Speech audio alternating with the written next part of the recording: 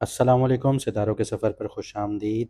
आज की वीडियो में हम जानेंगे कि जून का महीना आप लोगों के लिए कैसा रहेगा।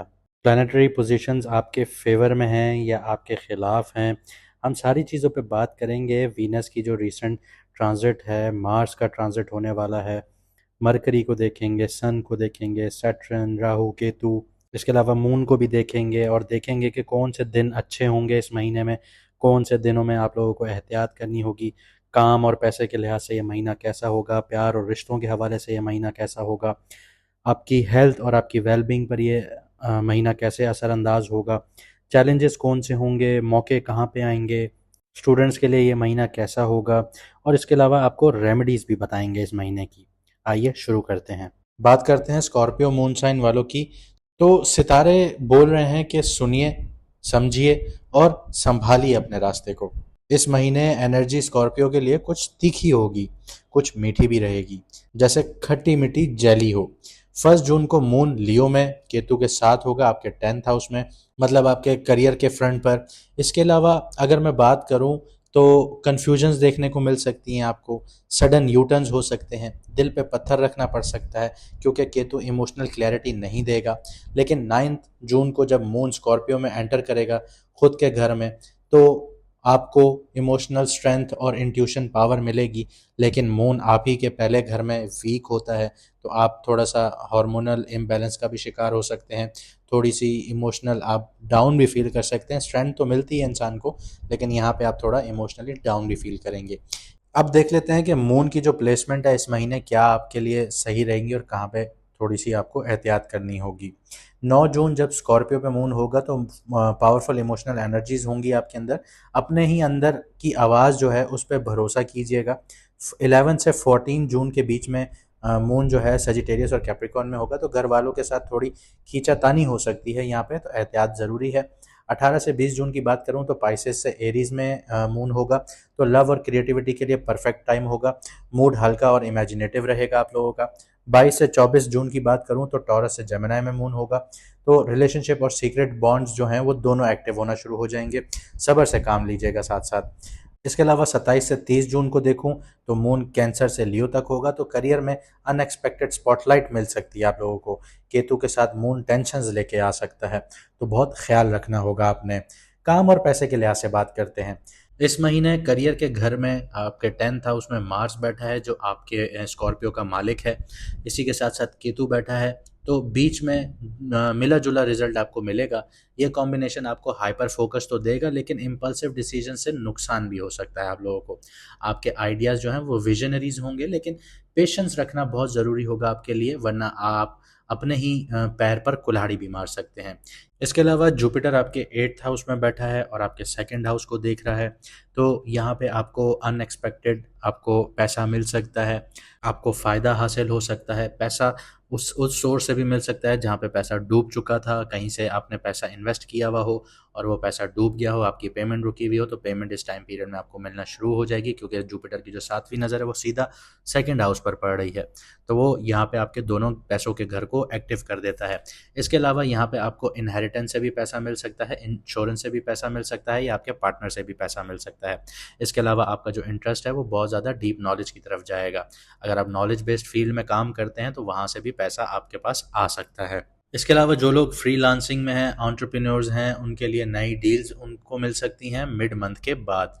काम और पैसे की टिप्स अगर मैं आपको दूं तो 16 से 23 जून बेहतरीन दिनों में से हैं इंटरव्यूज़ या मीटिंग के लिए। अगर आप जॉब्स की तैयारियां कर रहे हैं, आप कहीं पर जॉब देने जा रहे हैं, तो ये डेट्स बहुत बेहतरीन होंगी आपके लिए।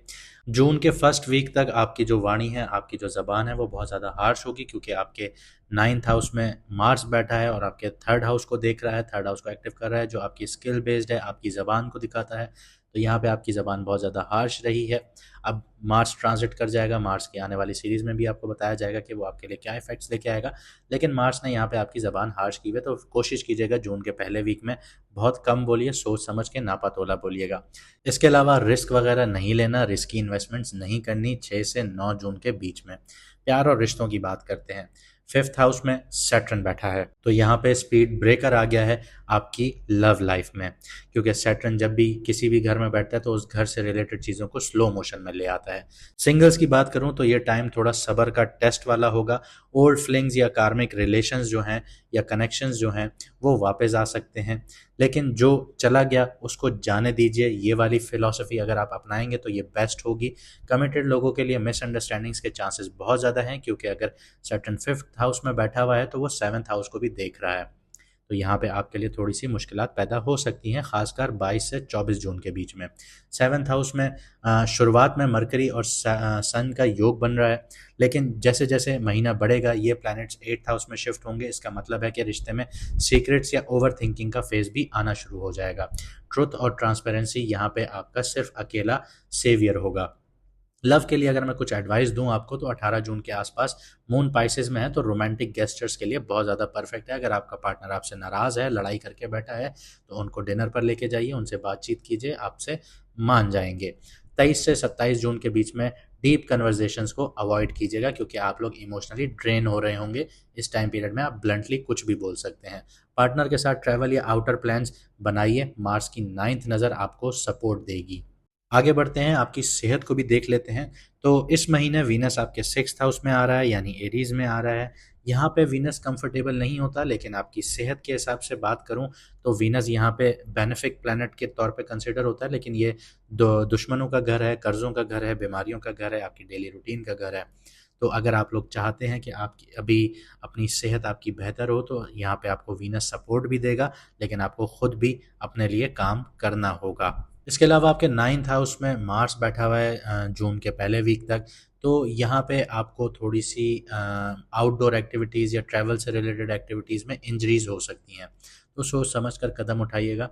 मेंटल हेल्थ की बात करूँ तो आपके 10th हाउस पर केतु बैठा हुआ है और आपके 4th हाउस को भी देख रहा है, और 4th हाउस में आपके राहु बैठा है, वो 10th हाउस को भी दे रहा है, तो ये टेंशन्स यहाँ पे दिखा रहा है। स्पेशली 14 से 20 जून के बीच में यहाँ पे ओवर थिंकिंग, नींद का कम आना, रात को सर रखना सोने के लिए, दिमाग चल जाना, ऐसी चीज़ें होना शुरू हो जाएंगी। तो जर्नलिंग बहुत ज़्यादा काम आएगी। डेली सेल्फ रिफ्लेक्शन हेल्पफुल साबित होगी आप लोगों के लिए। यहाँ पे मैं आपको कुछ एडवाइस देता हूँ कि कैफ़ीन वगैरह को अवॉइड कीजिए, स्टिमुलेंट्स आफ्टर सनसेट्स अवॉइड कीजिए, डिजिटल डिटॉक्स कीजिए, वंस अ वीक आपके लिए बहुत ज़रूरी है। फिजिकल वर्कआउट्स कीजिए, स्पेशली वॉकिंग हो गई, या फिर ये ग्राउंडिंग प्रैक्टिसेस कीजिए। ये आपकी जो एनर्जीज़ हैं उसको, टॉक्सिक एनर्जीज़ को रिलीज़ करने में आपकी मदद करेगा। स्टूडेंट्स की बात करते हैं। जुपिटर आपके 8th हाउस में है और मरकरी भी आपके 8th हाउस में आ रहा है, तो यहाँ पे डीप रिसर्च होगी। इन्वेस्टिगेशन बेस्ड सब्जेक्ट्स के लिए शानदार टाइम पीरियड होगा। लॉ, साइकोलॉजी, ऑकल्ट स्टडीज़ या मिस्ट्रीज बेस्ड जो फील्ड्स हैं उनमें इंटरेस्ट आपका बहुत ज़्यादा बढ़ना शुरू हो जाएगा। लेकिन 3rd हाउस में कोई स्ट्रॉन्ग प्लैनेट नहीं है, मार्स आपके 9th हाउस में है, 3rd हाउस को देख रहा है, तो आप लोग लैंग्वेज वगैरह का कोर्स कर सकते हैं, आपके लिए बहुत अच्छा है। या ऐसा कोर्स कीजिए जो आपको मिलिट्री से रिलेटेड या वॉर से रिलेटेड आपको नॉलेज देता है। अगर आपको वहाँ पे पढ़ने का शौक है तो यहाँ पे आपके लिए बहुत ज़्यादा फायदेमंद होगा। लेकिन मार्स 7 तारीख तक यहाँ से ट्रांजिट कर जाएगा 10th हाउस में, तो 7 तारीख के बाद कम्युनिकेशन में हेजिटेशन या डिलेज देखने को मिल सकते हैं।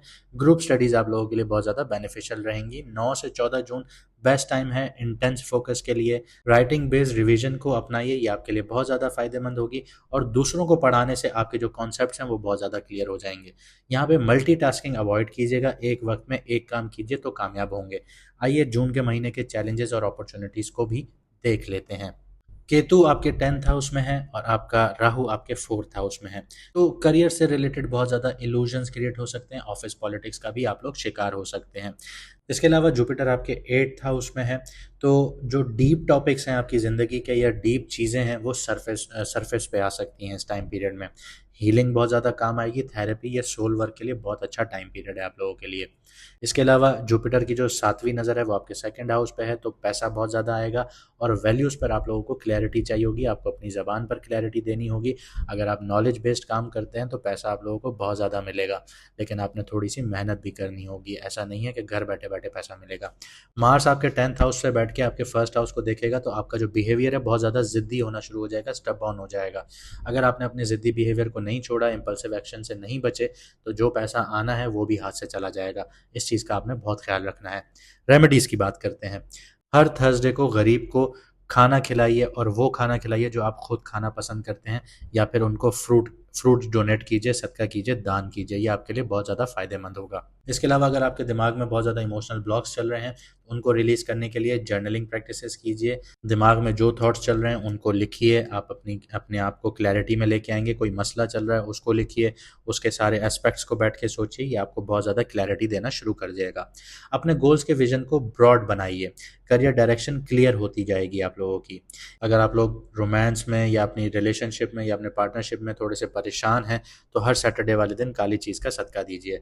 सितारों की चमक साथ देगी, बस अपने हौसले की रोशनी कम ना होने दीजिएगा। ये महीना स्कॉर्पियो के लिए एक शीशे की तरह है। जैसा आप इसमें देखेंगे अपने आप को, वैसा ही ये आपको रिजल्ट देगा। अपने छठी हिस्स पे, अपनी इंट्यूशन पे भरोसा रखें और हर चैलेंज को एक नए मौके की तरह देखना शुरू कीजिए। तो ये था इस महीने का हॉरोस्कोप। अगर आपकी ज़िंदगी में कोई मसले मसाइल चल रहे हैं, कारोबार से रिलेटेड, आपके करियर से रिलेटेड, आपकी लव लाइफ से रिलेटेड, आपकी फैमिली लाइफ से रिलेटेड, पैसों से रिलेटेड या हेल्थ से रिलेटेड, तो आप लोग व्हाट्सएप पर मैसेज कर कर अपॉइंटमेंट ले सकते हैं। मैडम एस्ट्रोलॉजर अनबक्श आपकी कुंडली या जायचा देखकर आपको प्रॉपर गाइड करेंगी और आपकी पर्सनलाइज्ड रेमेडीज़ आपको बताएंगी, ताकि आप अपनी ज़िंदगी में बेहतर तरीके से आगे बढ़ सकें। मुझे दीजिए इजाज़त, मिलते हैं अगली वीडियो में सितारों के सफ़र पर।